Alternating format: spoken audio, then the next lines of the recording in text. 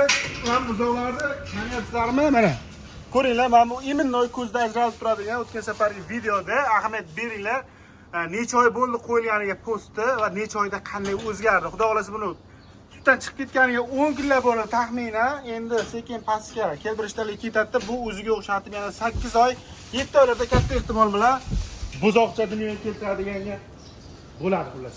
Va bular xudo xolasa nima narsa yeydi, nima narsa ichadi deb juda ham ko'pchilik qiziqib so'rayapti. Bularning oziqasining asosiy tarkibi hozir bunda tugab qolgan. Mana bu oziqasi. Keyin mana bu chelakka ham ko'pchilik tushunmayapti. Nimaga qo'yilgan bu chelak, nima narsa qiladi? Mana bu o'zi mana shu anaqasi. Xullas bu bunda sut ichadi akalar. Bu sut uchun mo'ljallangan chelak. Men o'zim bilganligim bo'lsa, hamma bilsa kerak deb o'ylaganim katta ehtimol bilan afsuslar bo'lsa.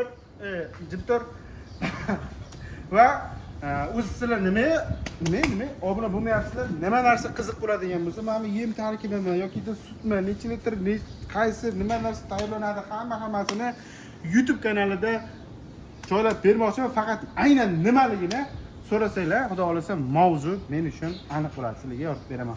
Bu ana peshonasining laykini ko'ryapsizlarmi? Shuni hozir bitta bosib qizartib qo'yasizlar. Sog' bo'linglar, salomat bo'linglar. Xudo xolasa ko'rishguncha xayr.